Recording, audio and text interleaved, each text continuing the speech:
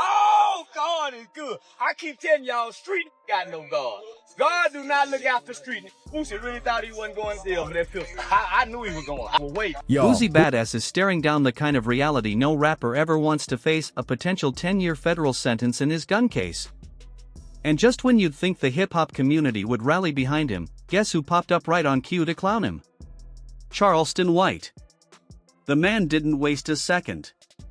The moment the news hit the blogs, Charleston was on live, acting like it was Christmas morning. He was grinning ear to ear, sipping his drink, talking reckless, and saying he always knew Boosie would end up back behind bars. For Charleston, this wasn't tragedy, it was comedy. He bragged that he'd been waiting for this day, like watching Boosie fall was his personal Super Bowl. He even said straight up that he wouldn't care if Boosie never walked back out of those prison gates. And the crazy part? He meant every word. Meanwhile, Boosie himself has been singing a completely different tune. Earlier this month, he told fans he had finally accepted a plea deal. He said he was tired of fighting a system that seemed determined to bury him. That's the wild part, because this wasn't even Boosie's first rodeo with this case. A lot of things this case has stopped me from doing, traveling all across the world making. So I just want to get it over with, and, accept my guilty plea. I'm ready to get over with. Anything you want to say to your fans? Just say a prayer for me. I just need prayer. I don't need nothing else. Well, Charleston White was celebrating you taking the plea deal. I think he even said he hopes you die in jail and stuff like that. Yeah, I heard. The biggest thing right now was that you actually accepted a plea deal for your federal gun case. Yeah. Now, how long have you been fighting this thing from the very, very beginning? I've been fighting for probably 3 years. 3 years. The charges had already been dismissed once back in 2023 after a Supreme Court ruling went in his favor.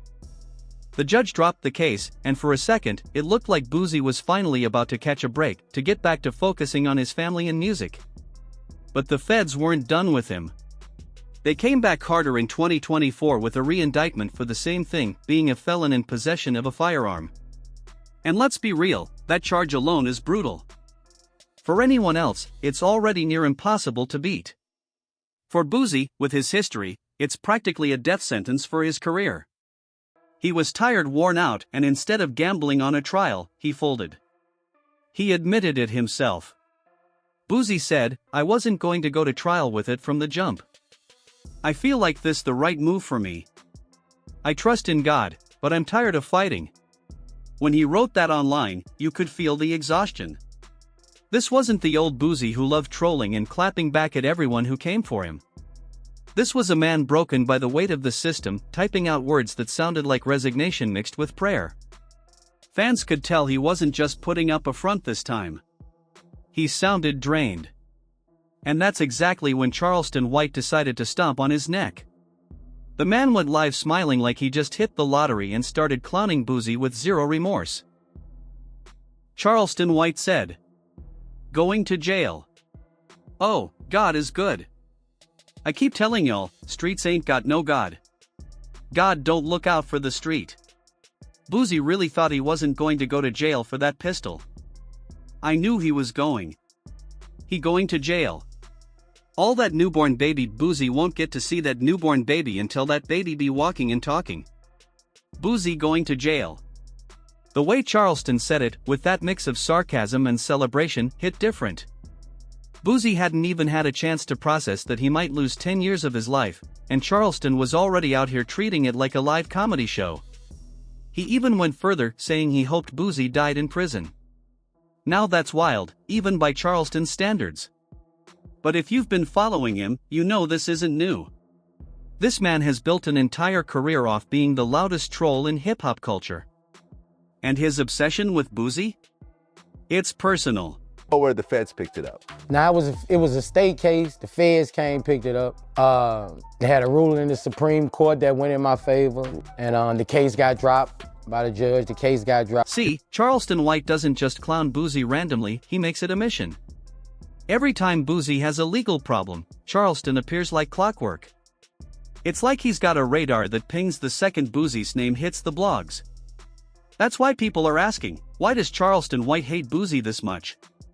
And the answer goes way deeper than internet trolling. Their beef goes back years, all the way to late 2022. That was the moment Kanye West had the world in chaos with his White Lives Matter shirt. Everybody was heated, and celebrities were weighing in left and right. Boosie, always one to speak up for the culture, called Kanye disrespectful to black people.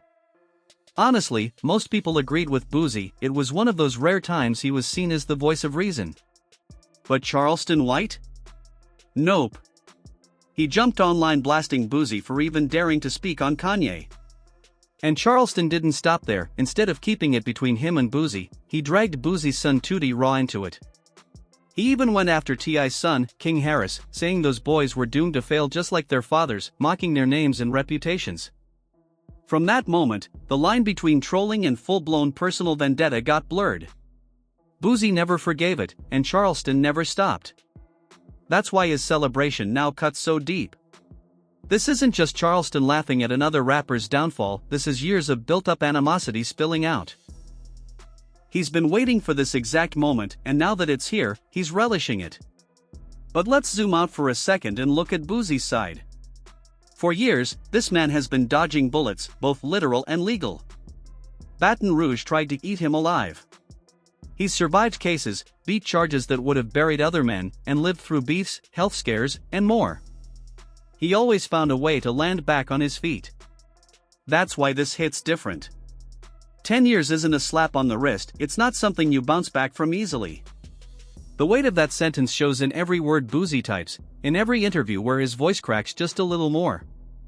And yet, while Boosie is leaning on faith, Charleston is leaning into cruelty, turning pain into entertainment and mocking another man's downfall for views.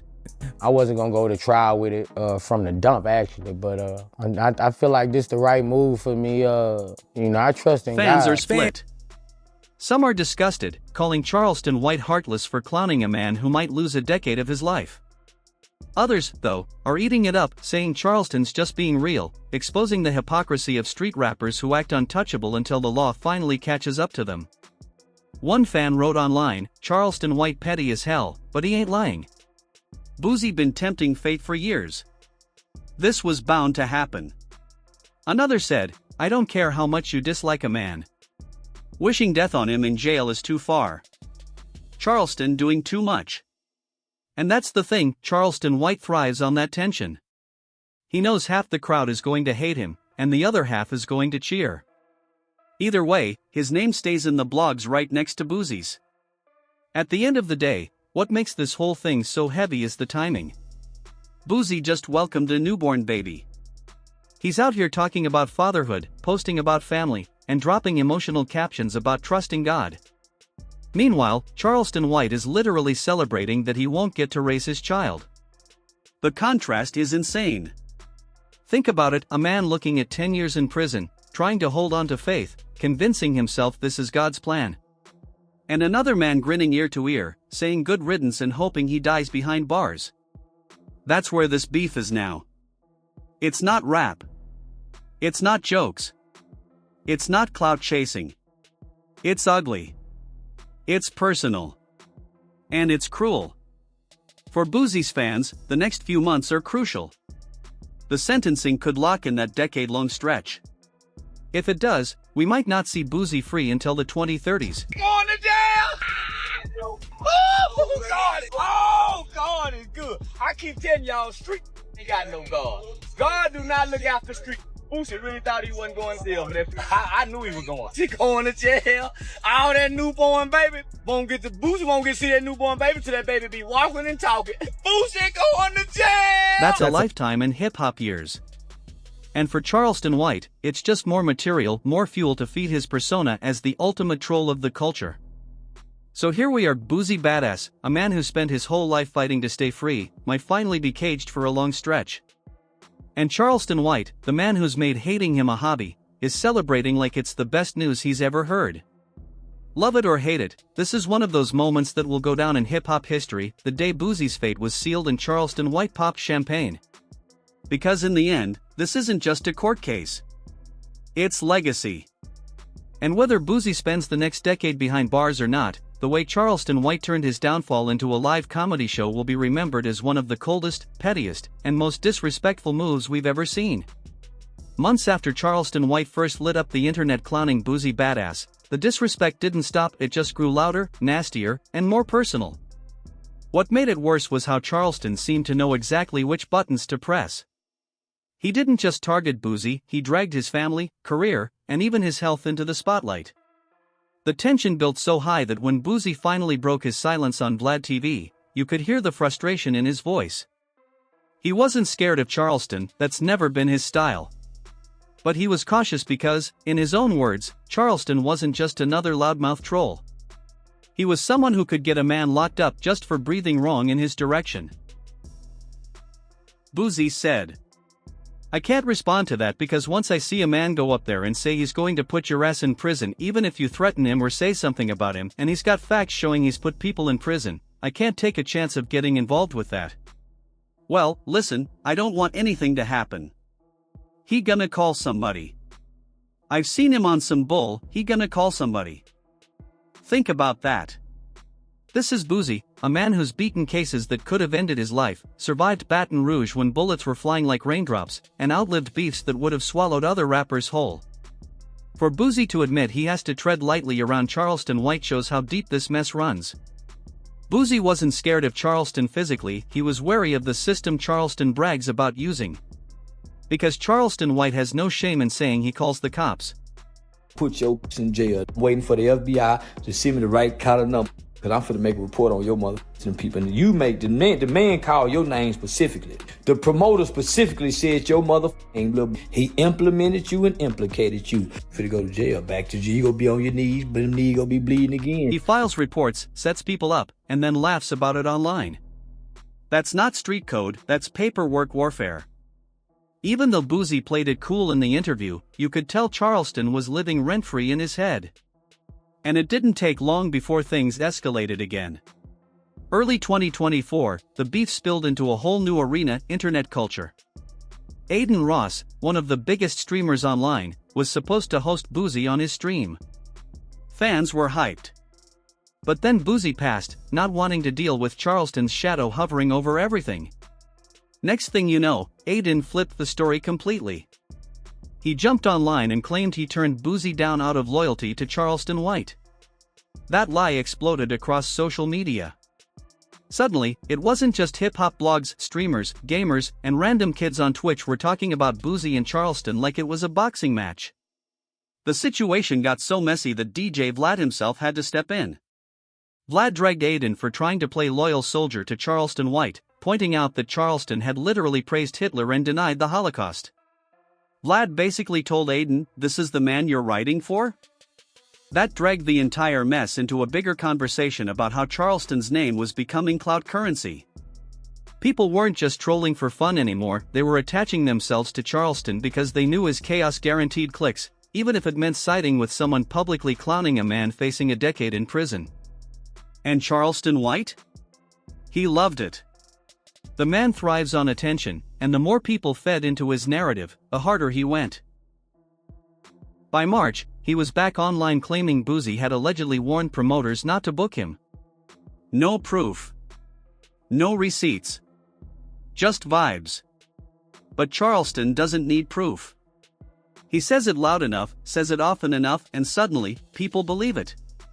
He turned it into another rant, swearing he'd already reached out to the feds and was ready to get Boosie jammed up over what he framed as threats. He even went so far as to drag Boosie's family and health, mocking him in ways that were cruel even for him.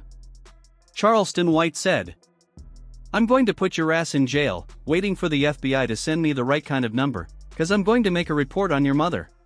A street kid. I'm not a criminal. I'm a kid who was raised to tell the truth. When my mama come in and say, "Son, what happened?" "Mama, I didn't do that." I got a paid for a lawyer. I got two lawyers, Carl Mallory and Louis Stearns. Louis Stearns became Judge Stearns, Judge Louis Stearns. But nigga, I had two paid for lawyers. My mama is a well-to-do mama. I'm just playing, I ain't playing. I'm an adolescent going through an adolescent stage of rebelliousness. Ain't no street. Hell yeah, I'm gonna tell on you. I've been telling since I was a little bitty boy. The hammer back on the gun. And then what? The promoter specifically said your name, Boosie. He implicated you, you're going back to jail. You're going to be on your knees. Knees gonna be bleeding again. It didn't matter that there wasn't a shred of evidence. The performance was the point and it stuck. Suddenly Boosie was being asked about these claims. Even worse, Boosie himself admitted that dudes already locked up were calling him, asking when he was going to join them. Imagine that, you're already facing the weight of a federal case, staring down the possibility of a 10-year sentence, and you're getting clown calls from prison before you've even set foot inside. That's insult on top of injury. And Charleston White knew exactly what he was doing. Boosie said, "Man, I feel, I trust in God, man. This crazy." And here's where it gets even deeper. Boosie didn't even want a trial. He didn't want the circus. He went straight for the plea deal. And honestly, can you blame him? Imagine if Charleston White had somehow managed to show up in court. You already know he would have turned that courtroom into a stage, testifying, pointing fingers, cracking jokes for the jury, and then running straight to Instagram Live the second he stepped outside. It sounds wild, but it's not impossible. This is a man who brags about calling cops, filing reports, and snitching like it's a badge of honor. And here's the kicker, Charleston's history with snitching isn't new. When he was just 14 years old, he was involved in a robbery with other teens. During that robbery, one of them, Antoine Doolittle, shot and killed a man named Michael Levy. When the case went to court, Charleston White testified against him. That's the ultimate violation in street culture. Even though he was a kid, even though he says he was just telling the truth, people never let him live it down. Charleston White said, "I'm not a street kid. I'm not a criminal. I'm a kid who was raised to tell the truth." I feel, I trust in God, man. This is great. When my mama come in and say, "Son, what happened?" "Mama, I didn't do that. I had two paid for lawyers. My mama's a well-to-do mama. I'm an adolescent going through a rebellious stage. Hell yeah, I'm gonna tell on you. I've been telling since I was a little bitty boy." Recently, footage from that old juvenile case resurfaced and the internet lit up again. People dragged Charleston, calling him a hypocrite. How can you clown rappers as rats 1 minute, then proudly admit you testified against your own crew the next? The clip went viral, showing Charleston calmly recounting how the robbery went down. He brought you up because you were attacking Kanye because of the. Nah, it's Kanye with it just happened. Nigga been coming at me. He been coming at me. It's just, I can't respond to those people, bro. Like that's a danger to what I got going on. You can't take no risk of losing it behind, He described how a shot was fired and how he told the truth in court. He was asked in the clip, he pulled it off, and there was a hammer back on the door, and then what happened? Charleston responded, he fired. The internet went crazy. But Charleston White doubled down. He said he never lived by the street code, never wanted to, and doesn't care who's mad. In his mind, snitching isn't a dirty word, it's survival. And yet, the irony is impossible to ignore. This is the same man who calls other rappers rats, mocks them for paperwork, while openly bragging about his own. Stack it all up, and you start to see why Boosie skipped trial and went for the plea. The last thing he wanted was to risk a courtroom where Charleston White could insert himself even indirectly. Boosie knew Charleston would have turned his pain into a punchline, his case into a comedy sketch. And that's the nightmare scenario for any man trying to hold on to his freedom. That's why Charleston's celebrating so hard right now. To him, Boosie's downfall is confirmation, it's karma. It's validation that everything he's been screaming, all the trolling, all the mocking, all the claims that Boosie is a fake street legend bound for a cage. So I ain't really got no opinion on him because, my opinion can send me to prison. So I ain't really got no opinion on him, once you go to threaten people's kids, talking about you gotta lie. So, I ain't the one gonna do all that. I ain't gonna do all that, you know what I'm saying? It's just, hey, certain people you can't really express opinions on, and he one of those. You can't express how you feel because you might end up in prison. And I ain't getting tricked out. Is finally real. He's been waiting for this moment, maybe even praying for it. Right now, Boosie isn't behind bars yet, but with the plea deal in play, he's closer than ever to a 10-year stretch. The streets are split. Some are laughing with Charleston, saying Boosie brought this on himself. Others are riding with Boosie, saying Charleston's obsession is creepy, evil, and disrespectful. But no matter which side you're on, one thing is clear: if Charleston's this loud while Boosie's still technically free, just imagine the circus he'll create if Boosie actually gets sentenced. The man will probably be online with balloons, cake, and champagne live streaming his celebration while Boosie packs up for prison. And that's the cruel irony. Boosie is trying to hold on to God, to faith, to family, posting about his newborn, talking about love and legacy. Meanwhile, Charleston White is holding on to hate. He's making content out of another man's collapse. To him, Boosie's pain isn't tragedy, it's entertainment. And in a twisted way. Hey, white folk, Boosie, you done got too much. You done let these niggas play you too motherfuckers. This internet book dumb and it. Say what Lil Tootie go do now? What Lil Tootie say? Listen, Vlad TV. Vlad post everybody going to jail, but somebody tag Vlad TV. That's why people keep watching. Because this ain't just a case anymore, it's a saga. A battle between a man trying to cling to dignity in the face of a decade-long sentence, and another man dancing on his downfall like it's his biggest victory. And in the end, the only question left is this: will Charleston White finally get the finale he's been waiting for? Boosie behind bars. Locked away. Silenced. Or will Boosie somehow flip the script one last time and walk free? Whatever happens, one thing's for sure: if Charleston White has anything to say about it, the circus is only just beginning.